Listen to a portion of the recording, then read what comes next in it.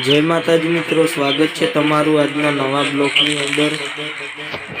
તંબાકુની તમને ખબર જ હશે, મેં અહીંયા એક વિડીયો બનાવ્યો હતો જેનું ટાઇટલ તમને બધાને ખબર જ હશે, વિદેશથી આયા તંબાકુ રાખવા। એ વિડીયો ખૂબ જ સારો ચાલ્યો। તો મિત્રો એ ચેનલનું નામ છે રાધે કૃષ્ણ આસેડા, જેને ના જોયો હોય એ જોઈ લેજો।